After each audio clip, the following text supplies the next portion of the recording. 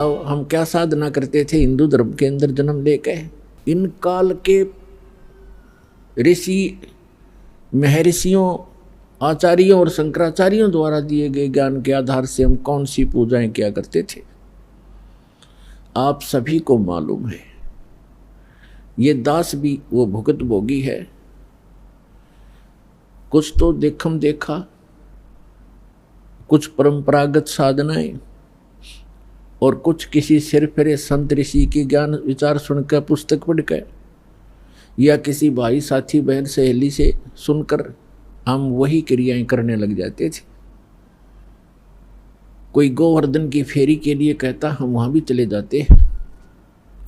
कोई अमरनाथ के दर्शन के लिए प्रेरित करता, हम तैयार हो जाते क्योंकि हमें भगवान की आवश्यकता थी। और कोई पंच केदार के लिए प्रेरित करता, उन पांचों केदारों के भी दर्शन के लिए जाते। कोई पशुपतिनाथ के लिए कहता, हम नेपाल भी जाते।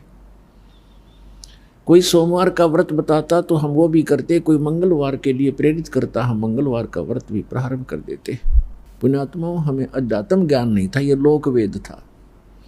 तो परमेश्वर ने स्वयं आकर के एक संत भक्त, और परमेश्वर तो वो थे ही, और एक सतगुरु, इन सब की भूमिका की। जब आदरणीय स्वामी रामानंद जी परमात्मा को देखा सतलोक के अंदर, और फिर वापस देखा वहीं आपके अपने सामने बैठे उस बालक रूप में, तब कहा था, दोहू ठौर है एक तू, बया एक से दो, और गरीब दास हम कारणे तुम आए हो मगदो। तुम साहिब तुम संत हो, और तुम सतगुर तुम हंस, गरीब दास तेरे रूप बिना और न दूजा अंश।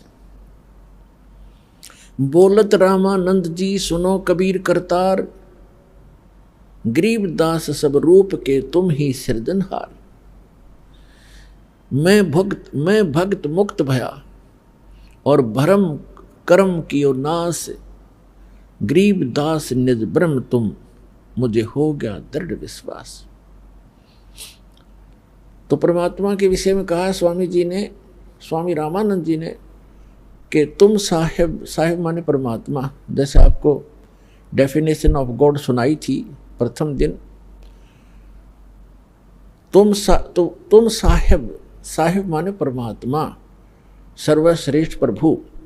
वैसे तो साहिब हम सभी के साथ लगाते हैं, जैसे तहसीलदार साहब, एसडीएम साहब, डिप्टी कमिश्नर साहब, कमिश्नर साहब, मंत्री साहब और प्रधानमंत्री साहब और मुख्यमंत्री साहब, ये सारे साहब हैं।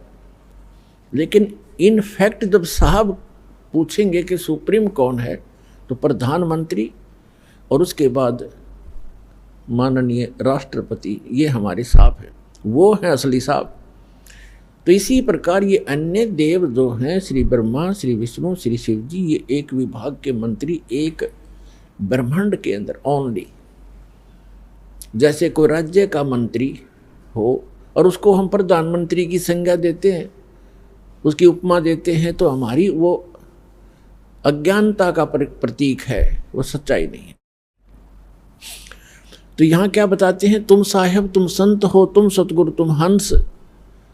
सतगुरु भी आप ही हो, यथार्थ ज्ञान देने वाले, और तुम हंस।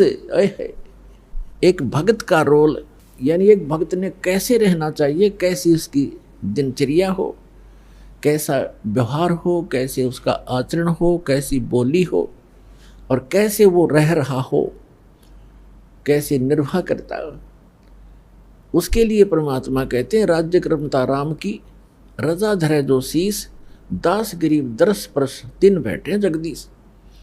कि जो परमात्मा ने आपके प्रारब्ध में लिख दिया,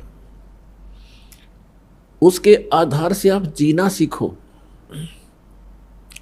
प्रारब्ध का मतलब है कि जैसे आप जी को कोई अच्छे घर में, अच्छा घर हम मानते हैं जिसका घना धन हो, कोई अच्छी पोस्ट हो उसकी, ठीक है, आपके संस्कारवश आपका कहीं ऐसा जन्म है, तो ये ना भूलना चाहिए कि आप चाहे कितने धनी व्यक्ति या कितने ही मंत्री प्रधानमंत्री के घर जन्म आपका, आपको उतना ही स्थान चाहिएगा सोने और घूमने फिरने और क्रिया करने के लिए, जितना एक निर्धन जहाँ गुजारा कर रहा है।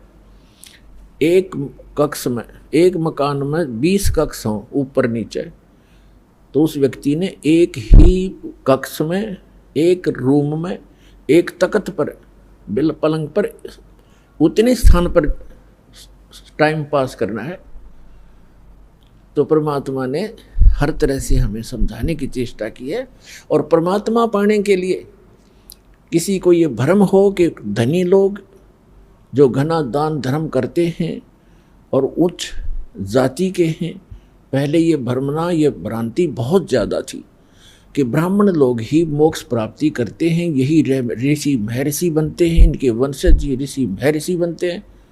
तो परमात्मा ने ये सारी फड़क निकाली थी, ये सारी भ्रांतियाँ निवारण करने के लिए एक गरीब दुल्हाए की भूमिका की थी कि परमात्मा के भक्त को घड़ी जरूर आवश्यकता नहीं होती, और जब आवश्यकता होती है तो परमात्मा से कुछ छुपा नहीं, उसको सब पता होता है।